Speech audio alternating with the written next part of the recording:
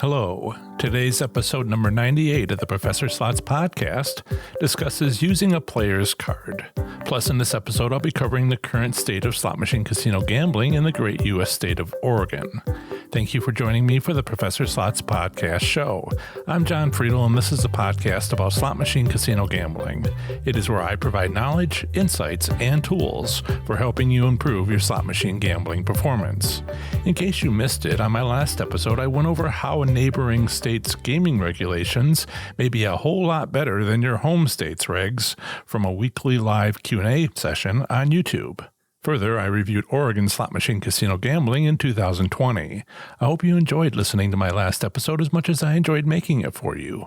Remember to visit professorslots.com/subscribe to get my free report revealing the top 7 online resources for improving your gambling performance, including the one I've used as a top-tier slot machine casino gambler. Here's the audio recording of my latest live Q&A session. Hello, slots enthusiasts. How are you? It's great to hang out with you again for another Professor Slots podcast episode and live stream. Today, we're going to be diving into Players Club cards. Are they worth using? What do you get from them? And what might you be losing? So that's coming up. But first, if you're with us during the live stream, make sure to say hello to everyone in the live chat. Many people have been doing that. Like I said, I got here a little early, and it's always wonderful to visit a little bit, less on the show, a little bit more before the show. Let us know where you are at or where you play slots. Some people are in Texas, like Jan, and plays in Louisiana, or others, Oklahoma. So let us know where you're at and where you play slots. I'll check in with the live chat in a few minutes, as always, and make sure I don't have something going off on me in some of the software. Okay, so if you're with us during the live stream, please say hello, and I'll check in with the live chat in a few minutes. As always, be sure to ask your slots-related questions. First off, I have a quick announcement. I've already been doing a little bit of this already 5 or 6 times in the live chat before the show started, but Happy New Year. Happy 4th of July. Jeez, I've been thinking a lot about the year. 50 years ago, 6 months ago. Happy 4th of July. I hope everybody has a great Independence Day. Of course, this is a U.S. holiday, and we have non-U.S. people. But for, those of us in the U.S., happy 4th of July. Personally, I'm staying home lately. I can, so I do. That's why Ohio casinos even opened last week for me, which is where I'm near. I live in Ohio, and I haven't gone. And I'm sure you know how tough that's been not going. But I just can't see how going would help you and other members of my audience. Sure, how does Ohio casino crawl out of a pandemic? That would make for a fine article. But when would we need it again? When's the next pandemic? In 100 years, like the last one? I certainly hope so. Anyway, here I am live streaming on the 4th of July. Any other year, and I probably wouldn't, because there'd be no way I'd want to take any of you away from what you might be doing today on a national holiday. But maybe that's not the case this year. Maybe you're enjoying your time at home and not going out. So I say, if you're here on the live stream, that's great. But if you've got holiday activities planned, please go do that. I might go out myself if I didn't have next door neighbors shooting off huge firework displays starting last night. And if they do what they've always done again tonight and tomorrow night as well, 3 nights in a row, well into the night. Lovely. But my poor cats, it drives them a little bit crazy. I get a little bit less sleep, but they're, it messes them up a little bit. So, okay, enough for announcements. Back to the show. Hi, I'm John Friedel. Welcome to Professor Slots, a channel that's all about mastering casino slots so you can win your way to success. If you've ever walked into a casino, looked around, and wondered what's going on with slots, I can help. Thanks again for joining us today. Whether you are listening on the podcast, watching this video later, or here with us on the live stream at noon Eastern Time each Saturday, I'm glad you're all here. Today is Saturday, July 4th, 2020, and this morning, the American Gaming Association's live casino tracker shows 827 U.S. casinos have reopened and 162 remain closed. That's right, another 48 casinos have opened in the last week. We're up from 79% last Saturday to nearly 84% of all U.S. casinos having reopened. For updates, visit AGA's live casino tracker using this convenient link I've created, professorslots.com/tracker. Let's check in briefly with the live chat to say hello. There we are. Wow, lots of comments. We had some sort of, we had a bit of pre-show conversation. So Chip is here. Hi, Chip. Joe is here. Chip is in Ohio. Joe is in Missouri. Trying to remember. Chuck is here. No, Joe, you're not in Missouri. Chuck is in Missouri. California. Joe's in California, right? Thanks for putting that in because I'm trying to remember. I'm getting to know so many people with the consults and everything that it's like, and right, you know. But I'll never forget Joe or Chip or Chuck or Jan or Denise or all of the, the regulars. Please forgive me if I'm, Lois and Dave, if I'm not mentioning you as, right. So moving past that awkward moment, Chuck is in St. Louis, Missouri. And Lois and Dave are here. They are in Ontario, Canada. They say that no Ontario casinos are opening anytime soon. Quebec, the province of Quebec, which is a little bit further to the east from the province of Ontario, might be opening mid-July and the rest August 1st. Okay. Jan is here. Hi, Jan. Jan is in Texas. She plays in Louisiana. So we have a couple of comments about today's topic, which I haven't really mentioned yet, about who is or is not using players' club cards. And we have a range, and I'll go over some of this. Don't want to jump. Let's see. And lots of happy 4th of July's here. That's wonderful. Dave is here from Oregon, another regular. If that doesn't make you too suspicious, Dave, he says he has lots of conspiracy theories. So a little bit of banter back and forth. And I think that's, Paula is here. Awesome. Jeffrey, welcome. Jeffrey's in Maine. Paula's in Michigan. Shannon, again, great questions last time, Shannon. Camillus, New York. Hopefully I pronounced that correctly. Yes, if you would. Brian from Pennsylvania. Brian, hey. So if you would, please like this video. It helps to spread the word with the YouTube algorithm. I don't know is that like a player card system where I'm trying to get attention and, bring up my playtime or so it's surprising how general a topic that we have with, players, clubs, loyalty programs, that sort of thing. But please like this video. And if you wouldn't mind subscribing, that would be awesome. Although if you know how to do that, then you would do that naturally if you care to.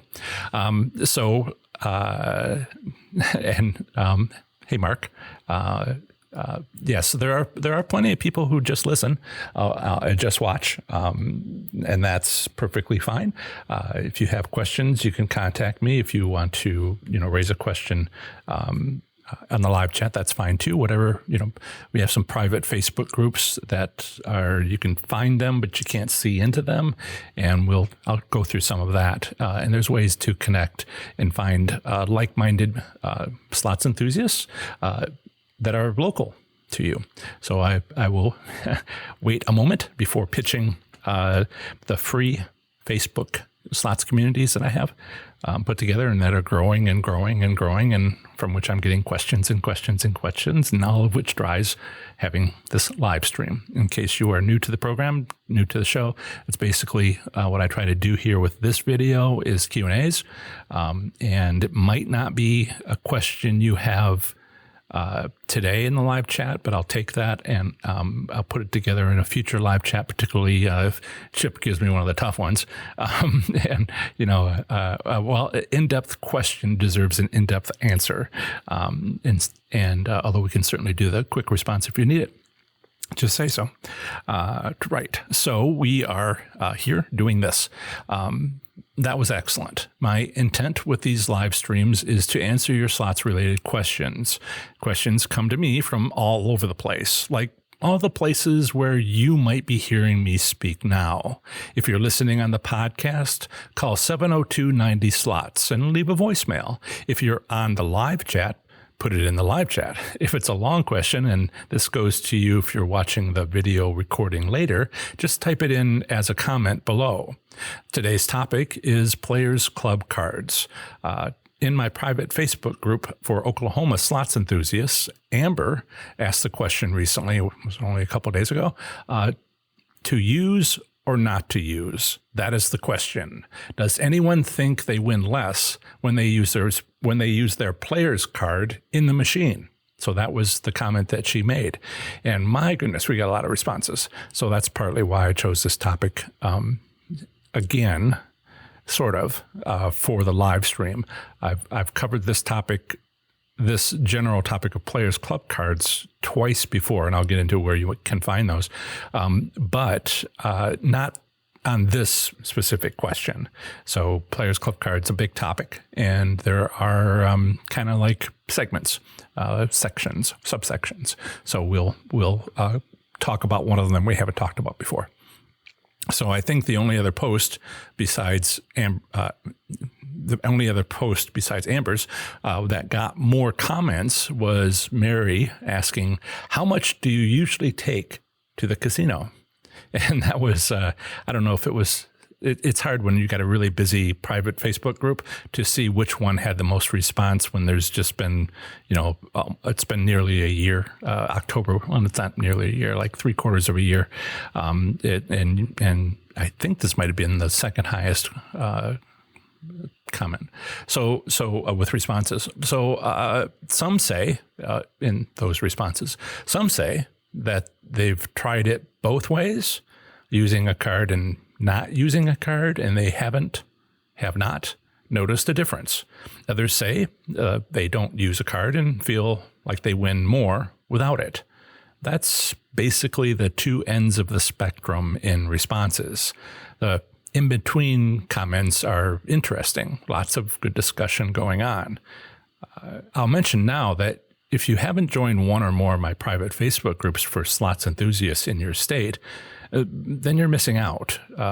Even if you just want to, listen, watch, you don't have to comment.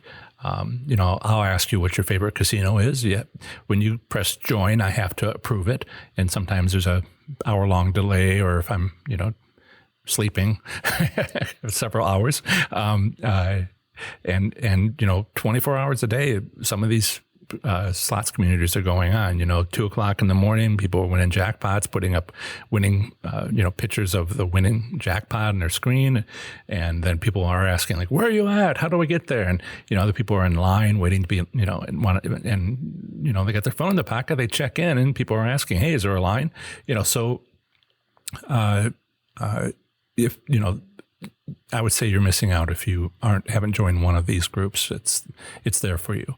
I got questions this morning about current restrictions in one state's casinos, and responses are coming in about the casino's response plan on the website and how well that's going, if at all, from slots enthusiasts who were there, say, last night or right now.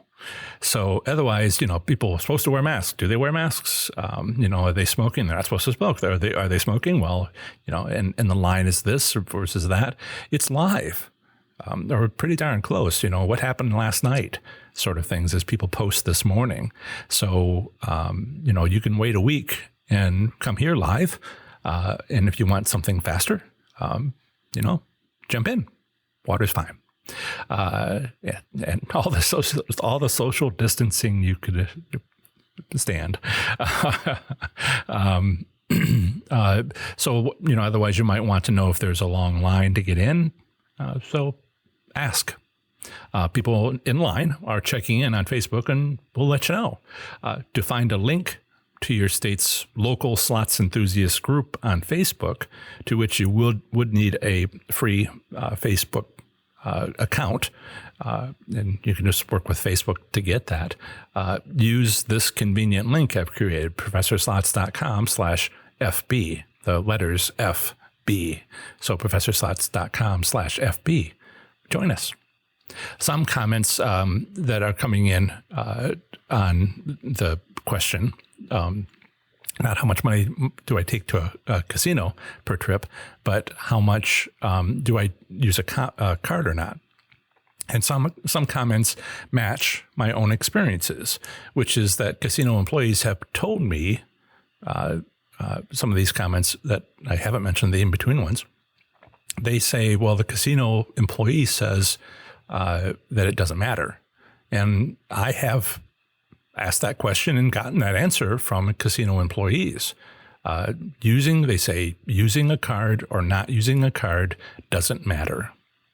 That's been the official response, shall I say, that I've gotten.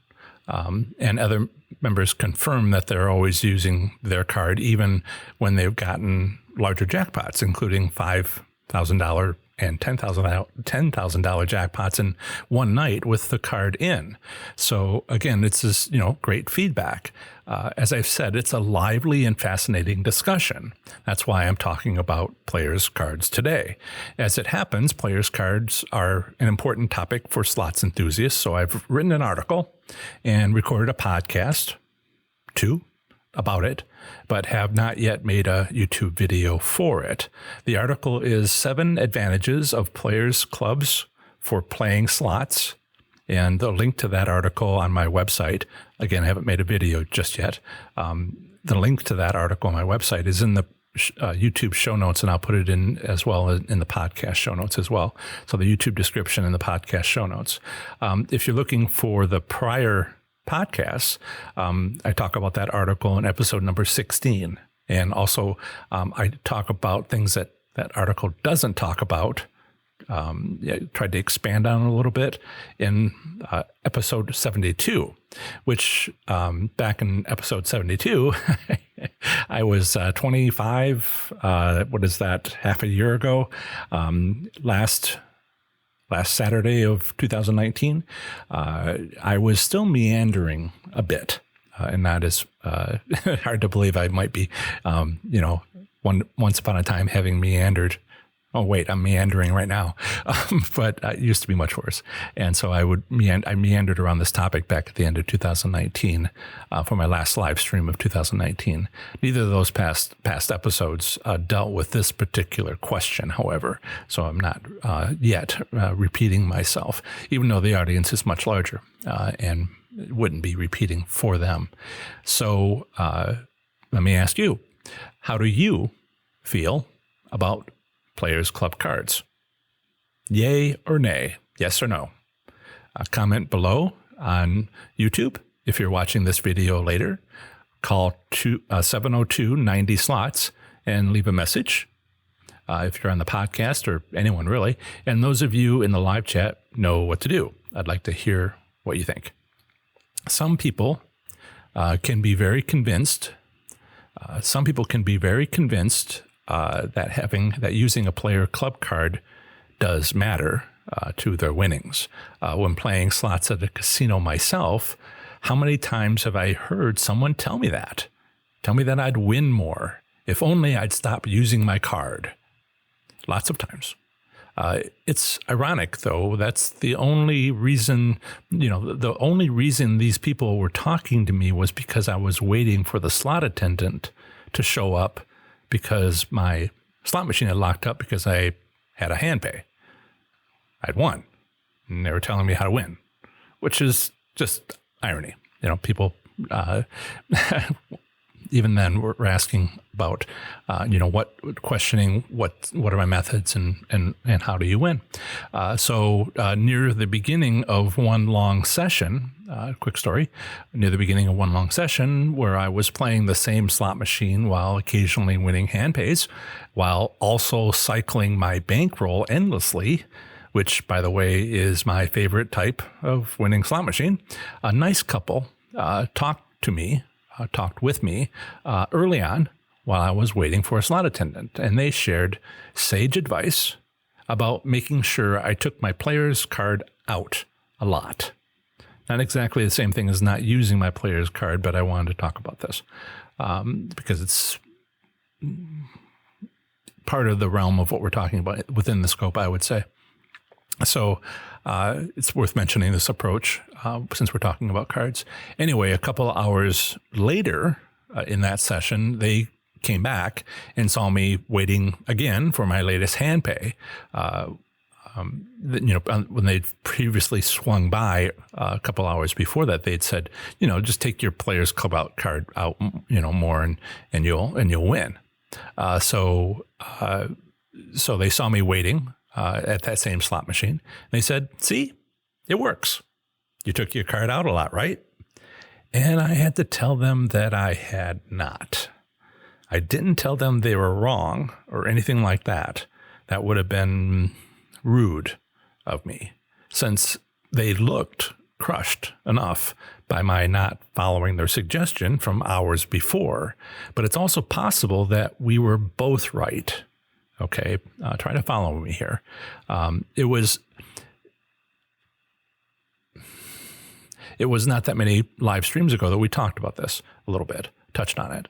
Casinos with central servers controlling the odds of winning on slot machines, which is most casinos these days, letting the machine sit idle for a few minutes without a player's card or bankroll in it, is when casinos can change the odds on the machine remotely, without opening it up or without someone coming along.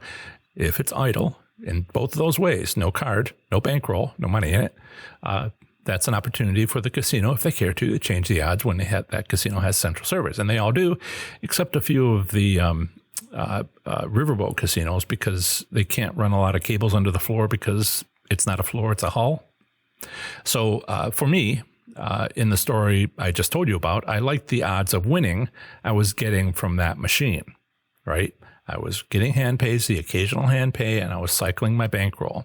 There was no way I was going to risk the casino changing its odds of winning from where they'd set it that morning when I arrived. I was very diligent about, not making the machine idle.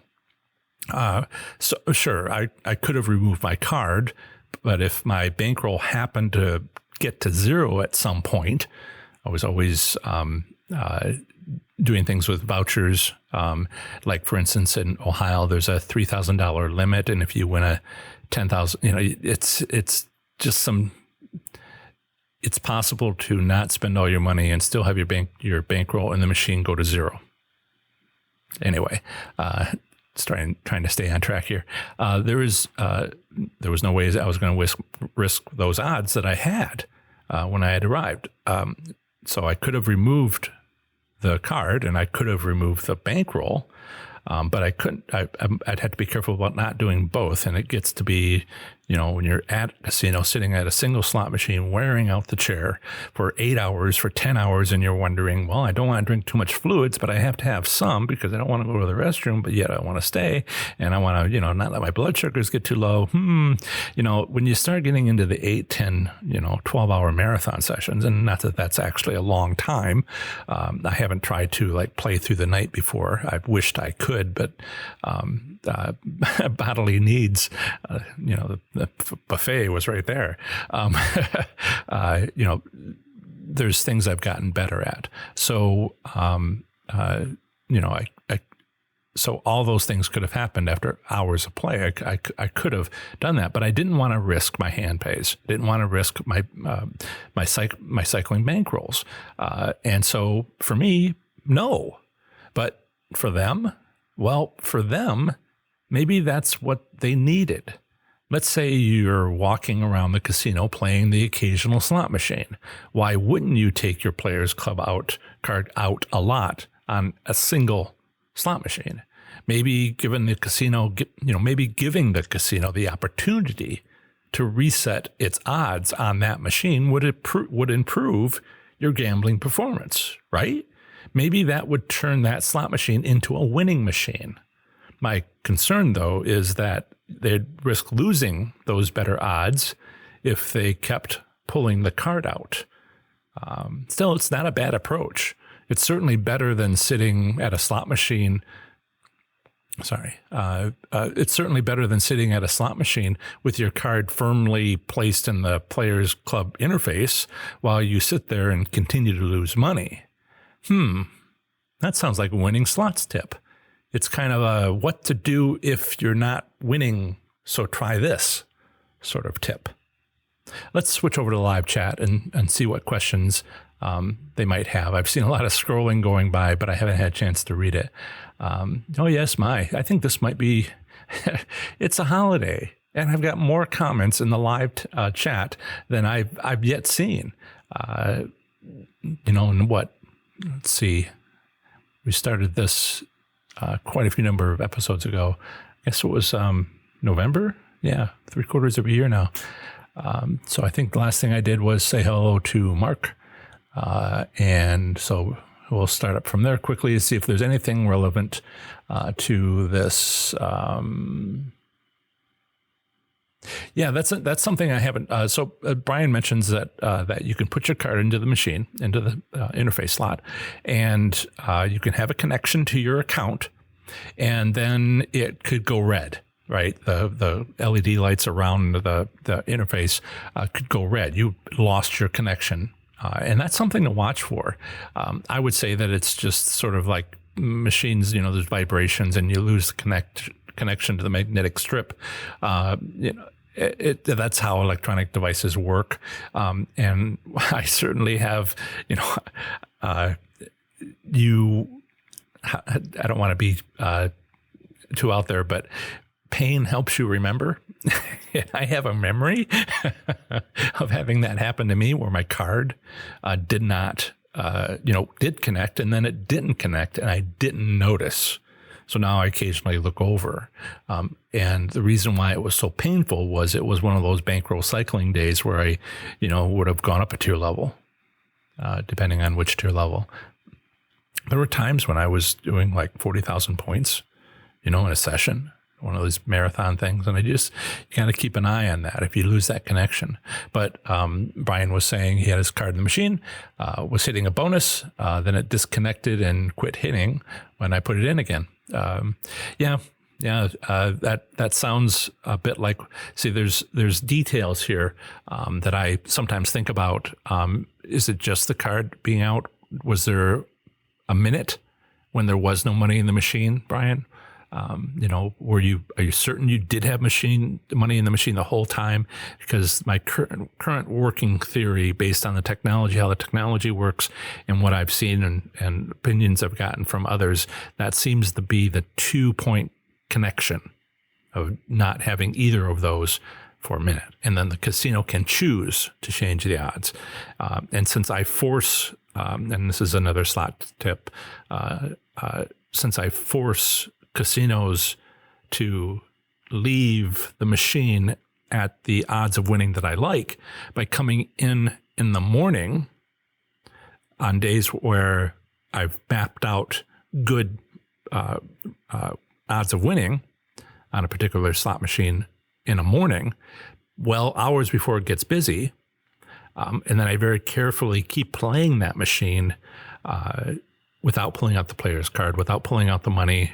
You can have one of those happen when you win a hand pay, but they usually leave the money in. They take their card out and put yours in. Take your card out and put theirs in when the slot attendant, programs the machine to unlock it. But I carefully didn't give them a window to remotely change the odds of winning for hours. And then by the 4 o'clock in the afternoon, by 6 o'clock that night, I imagine the casino was getting a little desperate. not that not that they know anything about me, right? It's not real time, and we've talked about that, but maybe we'll come back to it. So, Maggie, well, welcome and happy 4th of July. Let's see, Turd Ferguson, Fresno, California. Welcome. Denise is here. She's in Texas, plays in Oklahoma. Dave says, what do you think a casino employee is going to say? Casino employee will say what they've been trained to say. It's something to understand. I mean, how many times have you gotten a hand pay? You don't have to get hand pays, but perhaps you have. And how many times at different casinos have you gotten a hand pay? And they always say the same thing. It's like a, employee manual out there somewhere saying, and you say this then, and you say this then, and you say this then. Like they can't say, wow, you're spending so much money, you should go home. They could get fired for that. So they, it is not an unusual question. Might seem unusual, but honestly, the practiced answer that I've gotten from casino employees about players card, to be that smooth, they must have said it so many times. And I forget who it was. Gamblers, I knew already. Gamblers are suspicious. Okay. And there's so few things that we can do with a slot machine. One of them is having to do with the player's card.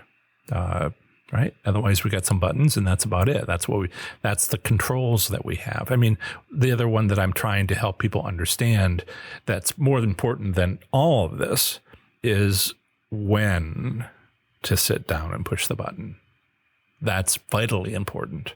And which candidate slot machine should you choose and how do you go about doing that in ways that are important to what your goals are. So, that's right there. What was that? Did I just sweepingly cover 4 live streams and a bunch of my, primary articles? Casino employees will say something along the lines of, I don't have it written down word for word. What did he say to me? He said that there is no connection between the Royalty Club program, the system, the whole system that everybody plugs into. There's no connection with that to the lower part. I'll say lower part of the slot machine where the odds come in, where it might have a random number generator, maybe remotely connected to the server, but there's no connection between the two. And I looked at him, and that's not word for word, but that's what he said. And I looked at him and I said, that doesn't make any sense. And he's like, why doesn't it make any sense? And I said, when I bet $5 at that particular casino, which was Horseshoe Cincinnati before it got bought by Jack's, and then I don't think they've changed the signs yet, but it's Hard Rock now. When I make a $5 bet in the system, then I would earn 1 point. Oh, have you ever seen a 7 Stars Club? It's top tier at Caesars Entertainment. That's an older one. It expired in 2016. I have others lying around more recent, but not very recent, not since they closed, and I don't really have one to go to. That's not hundreds of miles away. But in any case, when I was talking to this gentleman and I said, if I make a bet, a $5 bet, I get 1 point on my Players Club card. So that's one way the lower part of the machine is connected to the top part of the machine, that the betting is connected to the loyalty club.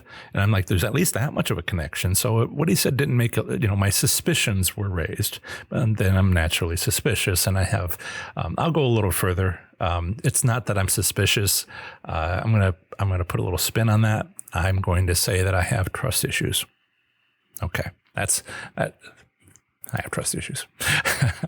So, they had a very practiced, very, specific response that didn't seem to contain a lot of good information. It was just kind of wonky.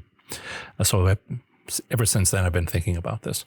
Right. So Maggie says it probably depends on how knowledgeable the casino employees. So very briefly, how how knowledgeable is a casino employee? All right. They can't gamble there. They can't gamble at the chain. They're not a member of, unless it was something from before they were hired, but they don't have the player's experience of gambling at that casino or using, every casino has got a little bit different. There's only a handful of different companies that provide the services in these systems, but yet, the particular way that casino has incorporated them is at that casino, and they don't play slots. They don't gamble there or a chain. Other casinos in that chain. So what could they possibly know? It's I imagine a employee manual and a handbook, and being quizzed on the most appropriate answers, and being warned about you not losing your job by telling people to go home, despite you can take that mortgage, the deed to their house, or, some of the excesses. So we have a yay or nay, and we've got a yay from Turd Ferguson, Jan Tootsie, yes. Now, Maggie, if you're talking to like a floor manager, you might have some better information. If you're talking to your senior executive host, you might have some better information. They might have some more knowledge. But watch out for opinion. Denise says no card for her. And Turd Ferguson says his wife, your wife, takes hers out all the time. So Chip has a couple of comments here. Let's see, 13K on Friday. Not him, but somebody else who was using their player's card. Sure. I have 90 taxable jackpots in 9 months. I total in my lifetime is well over that. But in those 9 months, I always used a player's club card unless it was, disconnected. I hadn't noticed. So I right and left. There's no question that you can win with player's card, but there's some details here, and I'll get to some of the technical stuff. But right now, I'm just seeing how people feel. So computer geeks have the capability to program players' cards being manipulated. Yeah, sure, absolutely. I could buy one. I could buy a slot machine over in Franklin, Ohio. I can open it up and I can get out my soldering gun and I can get out my programming strips, and I have the paperwork that comes with the slot machine. We've talked about this, Chip. Absolutely, people can do that. Can you do it on a casino floor with a surveillance watching you?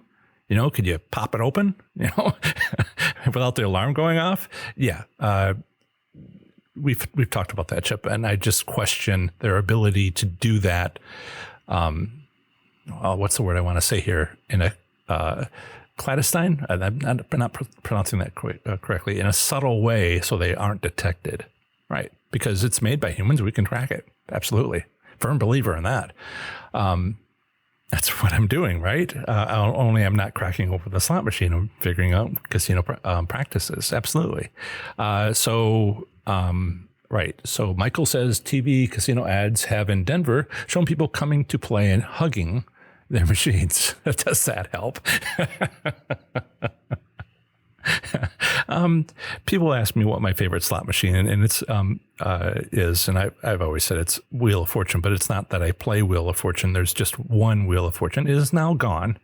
When Horseshoe Cincinnati became Jack Cincinnati, and now is Hard Rock Cincinnati, it is gone, and I miss my friend. We had some good times together, okay, crying and cheering, and the conversations that they were part of with other people, with real people. I might have gotten a little close with my favorite Wheel of Fortune machine. I wonder if I could have bought that. That would have been freaking awesome. I don't mean to say freaking, but man, that would have been great. Yeah, put them in my bedroom. Right. So, and you did mention that, Chip, that there was, there's lawsuits, jail time if caught, all of that, so for these computer geeks. But one of the things I'm trying to, do is explain is, limit myself to the information I have available as a player. I've never worked for a casino. I don't even want to see some of the stuff inside the casino because nobody can blame me. No one can say, oh, you're using insider information. I'm like, insider what? I've never been inside. I'm looking at it from our perspective. Okay. Which is, so I'm not trying to give you a solution that requires you to have a key. All right. A physical key to whatever, monkey arm or, charge this up and then, what is it? I'm drawing a blank on that. The electronic burst that's theoretical but possible with a nuclear explosion. Anyway, fry the machine, but before it does, give me a jackpot. There's all these different things that you see on the Ocean's movies and, counting how you drop coins. Not that anybody has coins. I'm not trying to do any of that. I'm trying to tell you what works, and limit myself to what is available to you. All right. So, let's see. Brian says, there was money in the machine the whole time. Yep. Sounds fine. Mr. Bill, 6666. Harrah's Philly is offering 5x rewards credits and 5x for tier credits through July 31st. Okay. We can talk about that is the topic of the article that I've already covered. Remember, these Q&A sessions are not to cover material that you can find elsewhere, but to sort of discuss about some aspects that weren't covered. And the original article, what was it? 7 advantages to players' club cards for slots players. And it talks about having multiple points. It talks about, what you might get if you were to use one. But my impression is not that they're trying to convince you to, use your player's club card to combat suspicions. And the reason why I don't think that that's what they're trying to do, they're just trying to get people into the casino. I don't think they're trying to convince people to have a good feeling about using their player's club card because it's always been around. I got into slots, I'd seen them, but I hadn't, and I played at a couple of casinos for maybe a year, until I got to Prairie Meadows in Altoona, next to Des Moines in Iowa. And it seems to me I went back there not too long ago, and it is here somewhere. Oh, come on. Why am I not finding it? There it is.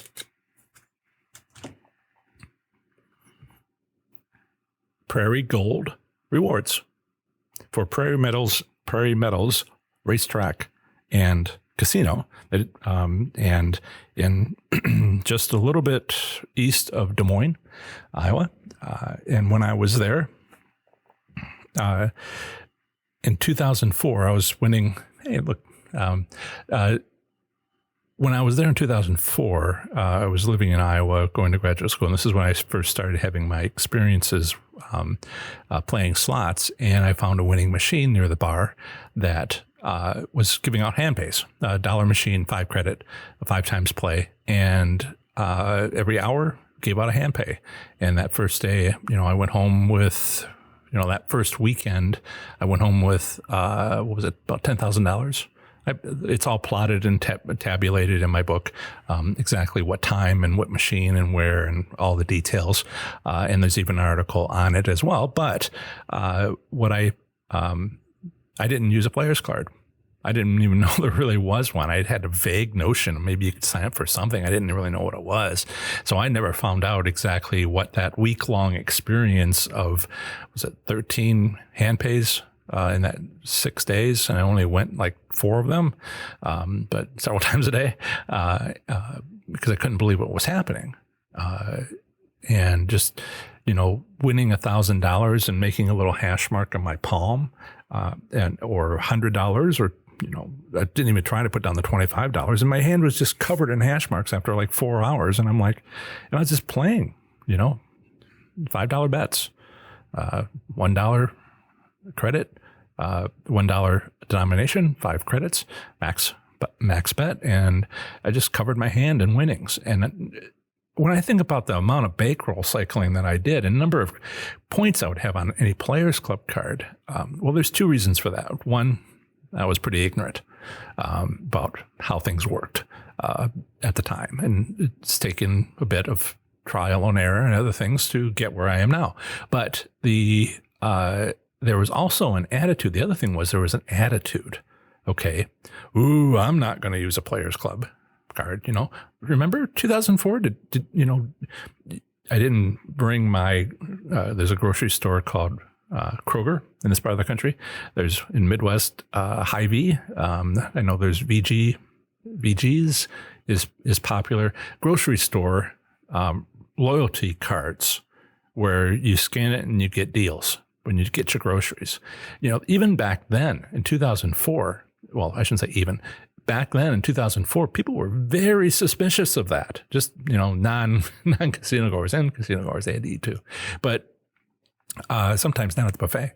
But they, were very suspicious of that. What information do you have about me? And now it's just seen as no big deal. I think partly because we never assign our names to it.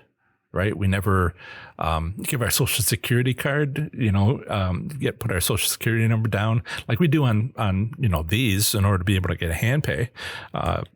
We will, give them personal information. But if you just get a grocery card, all that does is help them to understand, if you come in one day and you buy this and you come in another day, you buy that. If you don't use a card, they're like, well, we know somebody bought something. But now this one person bought both those things on different days. So, okay. And they can, it's useful to them to have that. And it pays for the discounts you get with a card. These loyalty cards, Players Club cards for casinos are much like that. Fun fact, the original loyalty club cards came from the airlines. And once one airline got a loyalty program, the other airlines had to get a loyalty program. So once the first casino got a loyalty program, then it just spread like wildfire. Once the first once the first grocery store got one, then all the others had to get it. So it's just been spreading and spreading and spreading. But 2004, it was just a terrible privacy issue. And now it's not so much. So let me check to see if, what else? Right. So if you, and that's one of the things that has been discussed in those other episodes and other times when we've talked about player clubs, is that what are you losing? All right. And just to sort of make that succinct response was, you have a gambling goal or two or three, right? Common ones are entertainment. You're there for the entertainment, or you're there for the money, or you're there for the comps. And if you're there for the comps, you must have a Players Club card. Or your wife does, or somebody's card that you're using. You must have a card. And so you can give up, 5x tier credits, 5x rewards credits. They are of no concern to you. If you don't have a comps goal to earning comps. Now, that's your decision in understanding what you do and do not need. If you don't want to use a card and you're not interested in comps, I don't see a problem. Suit yourself. But there are certain facts out there, which is, sometimes the comps are the only profit that people who everything that they spend, they win and they spend that too. And they spend it all. They take some of their money and discretionary income, spend whatever they won. That's entertainment. All right. And that's the biggest group, entertainment group. And so, if they don't use a player's card, they don't get the comps, and the comps are usually the only profit that they see. All right. Room full of various equipment, grills, kitchen appliances, whatever, blankets, pillows, all kinds of stuff, that they re-gift at Christmas to reduce their bills. How many people need a third Hamilton Beach bread maker. I know I didn't. Right. So I think I'm kind of caught up here, or am I? I hope that my computer is not frozen. Seems to be something going on here. Okay. So Denise has a question. I wonder if the Border Casino by WinStar is the only casino that does not use them in Oklahoma. They never had one. Really? So that means the story I was telling you about the airline, one airline getting them and the others had to get it. Somebody's resisting. But that is a bit of other aspects that we have not talked about playing players' club cards are, I had my 7 stars was good at 80% of casinos, right? 80% of the Las Vegas Strip, Caesars Entertainment. If I had the MGM one, I'd have 90% covered, or whatever the ratio works out to. There was a lot. They could give me a comp where I would be able to go to another property, one of their other properties, use the same card, and it's all in the family, right? But on a tribal casino owned by a tribe, and it's their only casino, what's it going to cost them? All right, what is it going to cost them to just have their own? We can't send you anywhere. And you're visiting and never come back. And so we don't reap the benefits that we'd like. What's the cost analysis? Why should we? In a standalone casino where it's, the owners and operators have that one casino, why would they have that? It's a lot of work.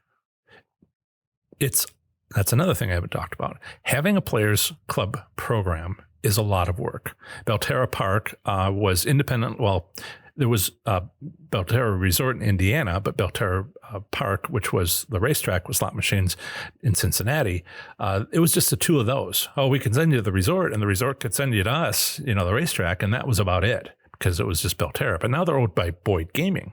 And one of the big advantages in Boyd Gaming is be part of our club, and we can send you all different kinds of places. There are other properties. But if you're just a standalone, you've got to have a room full of people. You got to have people calling. You got to have people putting out mail flyers. You got to put out, the statements, the emails, the social media. You've got to do all of that. And if you are a standalone casino, it costs a certain amount of money to do that. All right. If you are Caesars Entertainment, it costs the same amount of money. You just print 1 million flyers instead of 10,000. So it's just economics of scale. We can talk about concepts. So that's Denise, and good questions on players clubs. I appreciate the people asking questions about player club topic, because that's what we're on. And I had a few other things to say about some stuff, and we'll see. So if I can get to that. So Chip, John, by using a player's card, the casino probably knows more about your gambling than you ever realized. Who cares? I don't mean to be antagonistic, but the problem is that, and I should read the rest of your remark. The card will give a history as to how much you bet and on what days and what slots. Again, so what? All right. The problem that casinos have right now, and they all have for a number of years yet, I've looked at the slot manufacturers who make these systems for casinos, and I've read them carefully, and I've noted wording having to do with how quickly you sit down at a slot machine, you put your card in. If you have a host, someone asked a question about a host. If you have a host, and they will come to you quickly. All right. But that's not the same thing, as getting a phone alert that someone has put a card in. That's not the same thing as going, okay, now we need to adjust the slot machine's odds of winning because that individual put their card in, and we need to do it before they leave in 15 minutes. So how do we manage to process all this so quickly that it matters? Yeah, they have the information, but they can't do anything about it unless you're like me and you do a 12-hour session on the same slot machine, and I've locked them out because I don't take the card out. People know stuff about you. You'd be shocked. But so,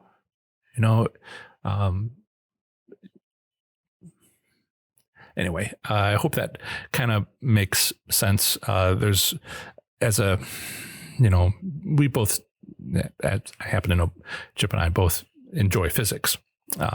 And just because I know why the sky is blue doesn't make me enjoy it less. I might appreciate it more. Maybe. Hard to say. Right. So, they know stuff about us, but can they use it? Is it applicable? So Dave says, if you have a host, you need to use your card to get extra comps. Sure. Yeah. Yeah. Oh, the free steaks. I completely agree. I haven't been to Michael Jordan's steakhouse, but the free steaks, they were 45-day aged steaks. I just come off of 20 years of not eating red meat, not eating beef. Okay. And I moved to Cincinnati and this all stuff started happening. And I was just like, yeah, I'll have a steak.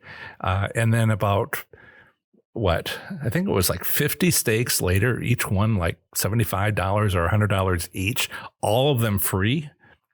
I was just like, okay, enough with the steaks.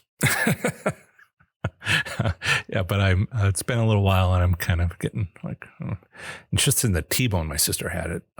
What is it? Old Fashioned or something like that? No, Homestead, in Caesar's Forum Shops, Caesar's Palace in Las Vegas. There was a bone on that thing. She took it home for her dog. I'm sorry, I don't mean to give out family secrets, but that dog freaking loved that thing. Right or wrong, don't judge me. So Denise, Winstar owns Winstat owns Border. I would rather have more payout than a free toaster, right? That is again related to all this, but something we've covered is if they're not giving you out something you want, why do you want? Hey, I had all kinds of free trips and no vacation time. Well, thanks anyway. When I was getting those free trips. So, and again, third Hamilton Beach, top end bread maker. And I'm like, well, I really am trying to cut back on the bread. You can see how well that worked out. But it has to be something you want. So when you consider having the, earning complimentary gifts gambling goal, you have to ask yourself, do they have anything you want? Winstar. Yeah, I thought Denise, you might Winstar. Sure. Michael, my earliest cards were not made for computer reads and machines. Some were paper. See, there's just some lovely history going on. Card readers, that we have in slot machines, that's really ATM technology. Right. It's not just being able to have a magnetic strip where magnets were hard for a while there. Right. Only became easy. What was it? 90s sometime. When did ATM machines come out? And it's not just the strip, the magnetic strip. It's also the connectivity, security, not being broken into or, not being tricked. So,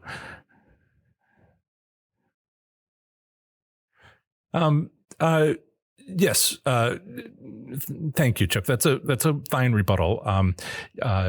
Yes. So they know a lot about you from your players' habits, and casinos are seeing that in a similar way to a grocery store, and it does help them.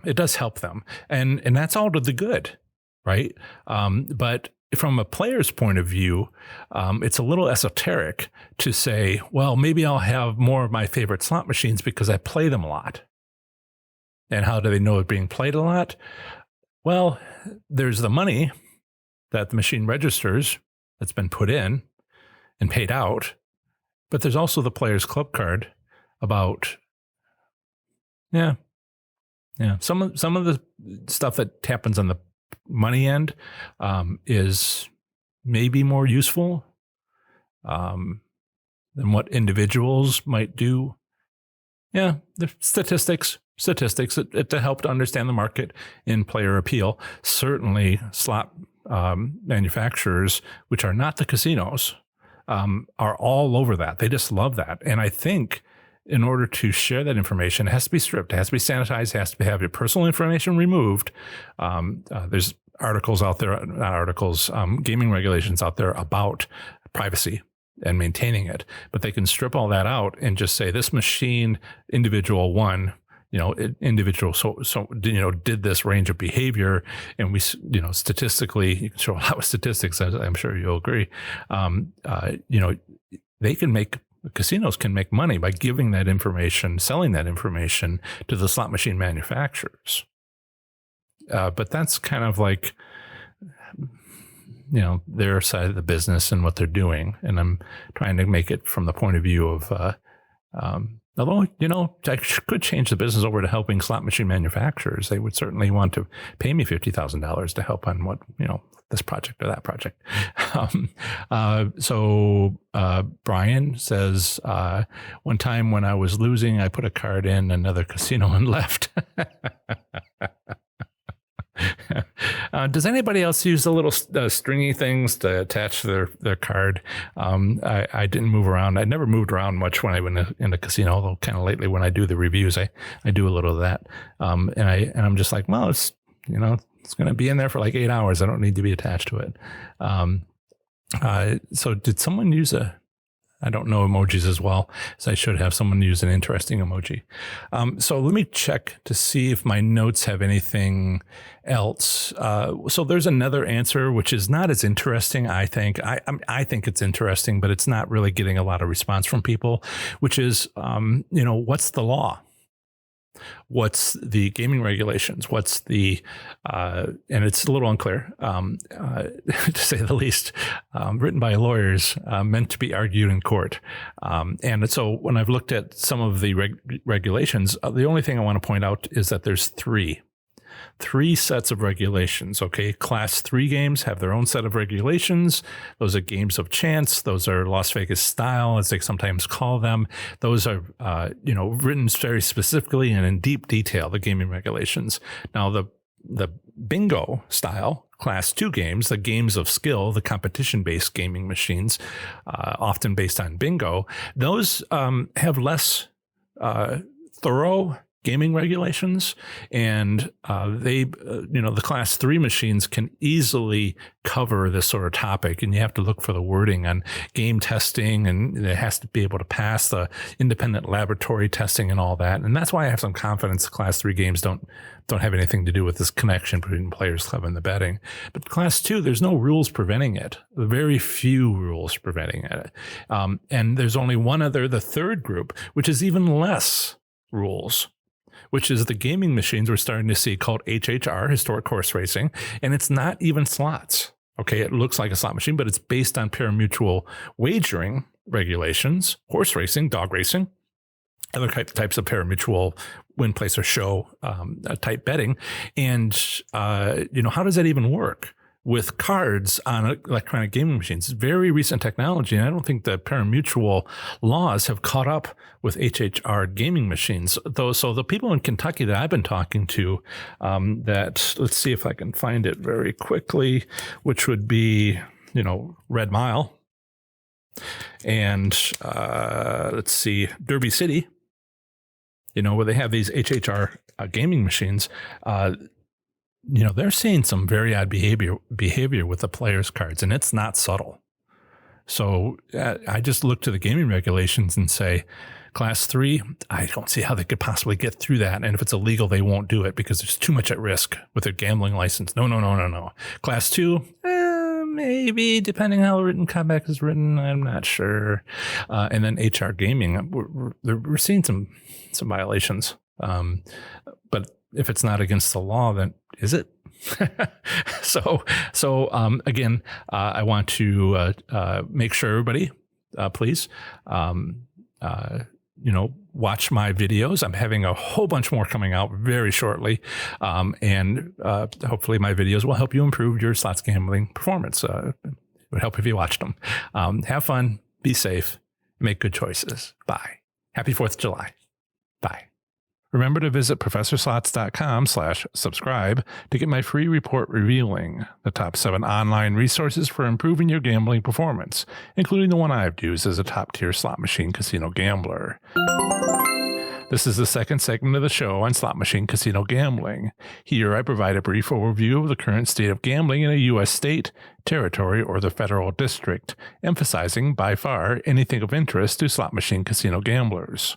Up next is Oregon slot machine casino gambling in 2020. Here goes. Oregon slot machine casino gambling consists of 9 tribal casinos and many bars, taverns, and pari-mutuel wagering sites with video lottery terminal, VLT, style slot machines. There is a theoretical payout limit for non-tribal VLTs, but none for video slot machines at the tribal casinos. No return statistics are publicly available. The minimum legal gambling age in Oregon depends upon the gambling activity. For land-based casinos, it's 21. For poker rooms, bingo, the lottery, and pari-mutuel wagering, it's 18. Oregon state law says bars and taverns can have up to 6 VLT-style slot machines, along with the restriction on how close together these businesses may be relative to one another. Pari-mutuel wagering sites may have up to 10 VLT-style slot machines. At non-tribal locations, the maximum bet is $2.50, while the maximum jackpot is $600. Next up is a usually short statement about slot machine private ownership, which I have included in case you live in this U.S. state and are considering owning a slot machine. Here it is. In Oregon, it is legal to own a slot machine privately if it is 25 years old or older. The Oregon Lottery regulates VLT-style gaming machines at non-tribal retailers. The lottery's 1992 Video Poker Lottery Terminal Network was the first centrally controlled gaming system in the U.S. In 2005, the VLT network added Class 3 Vegas-style line games for slots. 8 out of Oregon's 9 federally recognized American Indian tribes have negotiated tribal state gaming compacts. Regulation of tribal gaming in Oregon is by the Oregon State Police and the tribal gaming commissions of each individual tribe. The Oregon Tribal Gaming Alliance, OTGA, is a coalition of these tribes which own and operate casinos in Oregon. In 2015, tribal gaming accounted for less than 32% of all gaming conducted in Oregon. Nearly 2/3 of gaming takes place at 2,550 commercial sites. In this next section, I'll discuss Oregon gambling establishments. There are 9 tribal casinos in Oregon. The largest casino in Oregon is Spirit Mountain Casino with 2,000 gaming machines. The second largest casino is Wild Horse Resort and Casino with 1,200 gaming machines. Statewide, Oregon has 2,550 retailers operated by the Oregon Lottery. There are 9 tribal casinos in Oregon. As usual, when there are too many casinos to mention here, a complete list and map is on my webpage for this state at ProfessorSlots.com/OR. As an alternative to enjoying Oregon slot machine casino gambling, consider exploring casino options in a nearby state. Bordering Oregon is to the north, Washington, to the east, Idaho, to the south, California and Nevada, and to the west, the Pacific Ocean. To visit any of my articles on these U.S. states, simply visit ProfessorSlots.com, followed by its 2-letter postal designation. For example, my Washington Slots article is available at ProfessorSlots.com/WA. Are you interested in sharing and learning with other slots enthusiasts in Oregon? If so, join our Oregon Slots community on Facebook at ProfessorSlots.com/FBOR. All you'll need is a Facebook profile to join this private Facebook group freely. There, you'll be able to privately share your slots experiences as well as chat with players about slots gambling in or near Oregon. Again, use this convenient link I've created to go directly to our group on Facebook, ProfessorSlots.com/FBOR. Join us. For Oregon's tribal casinos, no payout limits have been set, nor are actual return statistics publicly available. For non-tribal sites controlled by the Oregon Lottery, theoretical payout limits are available within the game's menu for each individual VLT-style gaming machine. A payout range is due to potential bonus rounds or other game features. The maximum theoretical payout is 96%. Extended play games may exceed this maximum. These payout percentages by game theme are also online at the Oregon Lottery. For example, 5 times pay line game has a payout percentage of 91.99%, and Dragonfire Keno has a payout percentage range of 91.84% to 92.42%. In summary, Oregon slot machine casino gambling consists of 9 tribal casinos and 2,550 commercial sites, including pari-mutuel wagering facilities. Retailers can have 6 gaming machines, while racetrack betting sites can have 10 machines. There is no theoretical payout limit for video slot machines at Oregon's tribal casinos, nor are return statistics publicly available. However, non-tribal VLTs each show their theoretical payout limit within the game theme menu as well as online at the Oregon Lottery. The maximum theoretical limit for these non-tribal VLTs is 96%. Over the last year, there has been little to no change in the Oregon slots gaming industry. Remember to visit ProfessorSlots.com/subscribe to get my free report revealing the top 7 online resources for improving your gambling performance, including the one I've used as a top-tier slot machine casino gambler. Part 1 of the next episode of the Professor Slots podcast is a live-streamed Q&A session on YouTube. Remember, my weekly Q&A session on YouTube is on Saturdays from noon until 1 p.m. Eastern Time. Bring whatever slots questions you have, and I'll do my best to answer them. An easy-to-remember link to my YouTube channel is ProfessorSlots.com/live. Feel free to stop by anytime during my hour-long Q&A. Part 2 of the next episode of the Professor Slots podcast is another brief overview of the current state of gambling in a U.S. state, territory, or the federal district. Next time, I'll be talking to you about the great U.S. state of Pennsylvania. That's the end of another great episode of the Professor Slots podcast. Thanks so much for listening. Show notes for this episode are on my website at ProfessorSlots.com/episode 98. I plan to have the next episode come out very soon for you, where I'll have more amazing content for the show. Until the next episode, have fun, be safe, and make good choices. Bye.